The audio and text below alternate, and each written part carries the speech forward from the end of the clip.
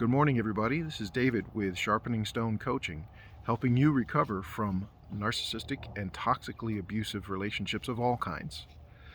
A narcissist knows how to push your buttons to manipulate you and exploit you. But how do they know what buttons to push, for you or for anyone else? Well, today we're going to talk about how you've been conditioned inadvertently, without your knowledge and without your will, 3 ways to tell the narcissist exactly what buttons to push with you to manipulate, exploit, and abuse you.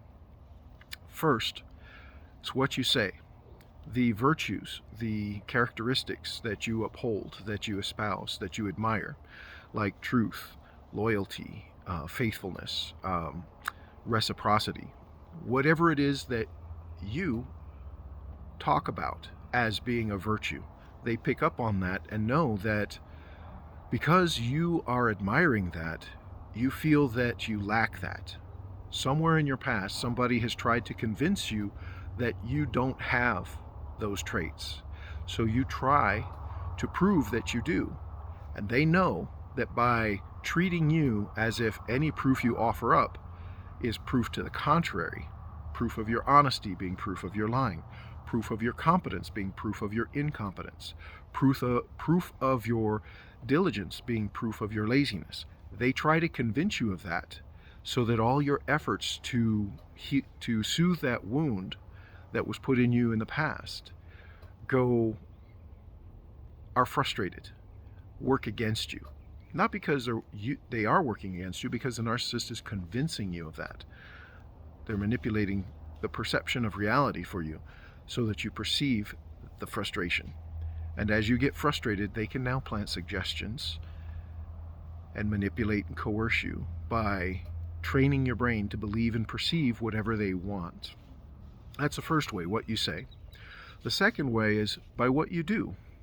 They watch what you do. They watch where you are strong and where you are weak. And what they will do is try to convince you that your weaknesses are the norm and your strengths are actually not strengths, that they're the opposite.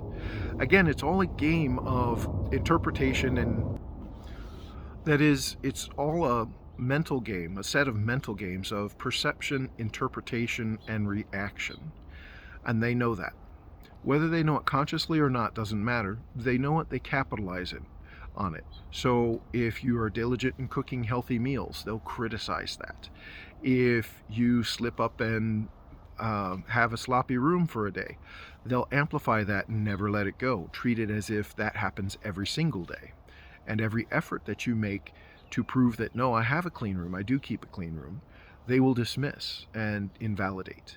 This is part of the crazy making. It's designed to touch on that wound where somewhere in the past you've been convinced to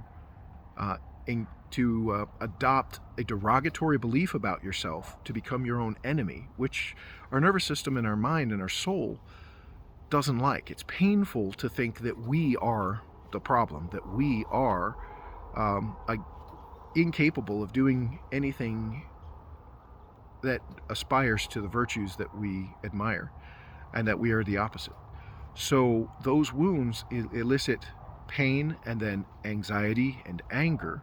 And in those strong emotions, that's where our critical mind stops working or shuts down or gets degraded. And a narcissist can plant suggestions into our subconscious to further enhance subconscious beliefs that drive behaviors and override our thinking brain. That's the second way, is what we do. The third way that we inadvertently tell narcissists exactly what our buttons are is how we interact with them. The things about them that we admire, the things about them that we see as something we could help with, what we point out in them, flaws or things that could be done better. Like when they rage out at somebody, encouraging them to be calm, that tells them that they're looking for, that we're looking for them to calm down and respond to us. So they know that if they don't respond to us, or they respond in the opposite to frustrate our intention and our desire, the response we're looking for from them, that they can put us in this highly charged negative emotional state of anger, anxiety, fear, frustration, confusion. And when we're in those states, they can plant suggestions into our mind.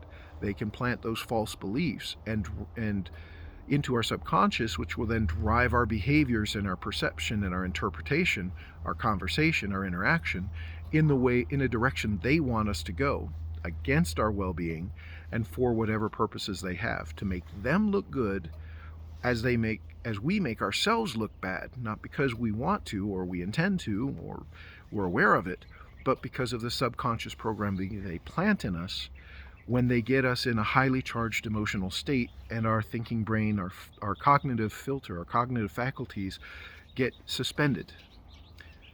So what we say, what we do, and how we interact with them, those are the three ways we tell them, inadvertently, what our buttons are. Examine yourself. What are the things you've told the narcissist? What are the things you tend to say? What are the virtues you espouse? What are the vices that you don't like? Those are the things that they will accuse you of. What do you do? How do you show up? What do you get frustrated about your failures, your successes? Those are the things they'll invert in order to shut down your cognitive faculty and get you into a highly charged emotional state to plant suggestions in you and get you, your subconscious, to work against you. As their voice plays out in your subconscious, driving your perceptions, interpretations, and actions. And the third way is how you interact with them, what you value about them, what you admire about them, what you help them with, what you point out to them, good or bad. And they'll frustrate that by refusing this oppositional defiance, refusing to allow anything you say to appear to connect with them. I want you to know it connects. They know, but they're acting as if it isn't because they want you confused and frustrated and trying desperately to find a way. As your brain gets wrapped up, your cognitive brain gets wrapped up in trying to find a way to connect to them, it shuts down. It gets overwhelmed and shuts down. And at that point of overwhelm and shut down, they know now whatever they say and they speak into your mind goes right into your subconscious, which doesn't have a filter. And it just accepts it and then acts it out and causes you to act out to prove that statement, no matter how false it is, because the subconscious can't determine that, whether it's true or false. It just accepts that it is. These are the games they play to, in a way, hypnotize you, because you're not the person they make you out to be. But the more they hypnotize you, the more they get your cognitive faculties overwhelmed, confused, and shut down by unsolvable mysteries, extreme emotion, shock, pattern interrupts of all kinds. The more they can plant their suggestions into you and use your behavior that's driven by those subconscious suggestions that are in there as proof that they're good and you're bad, to medicate their pain at your expense. Don't let them do it. You can overcome it. You can program yourself. You can look for these pattern interrupts. You can look for these times when they are pushing your buttons. They're trying to get you cognitively or emotionally overloaded. And step back. As long as you don't let them get you into that overload state, their suggestions won't take hold. And you can plant your own suggestions that will work in your favor. We'll talk more about that in another video, how to basically hypnotize or program your own subconscious for your benefit and prosperity. Not in a selfish way, but in a healthy way, so that you can prosper and be a blessing to yourself and then the people around you, wherever you go.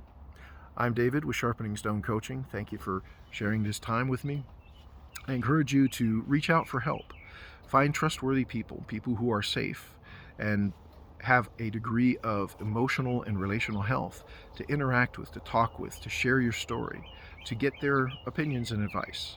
You're welcome to join us at meetup.com, Sharpening Stone Coaching. And it's a free group. All you have to do is join the group. It doesn't cost anything. It's just let me know that you want to be in there. That keeps your privacy secure. And you're welcome to join us anytime. We meet Wednesdays and Sunday nights. We'll be picking up in June. I look forward to seeing you there.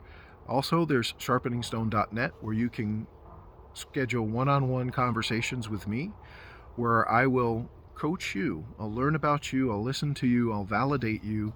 I'll make a safe place for you to connect with a relatively healthy person. Nobody's perfectly healthy, and I am far from perfect. I guarantee you that.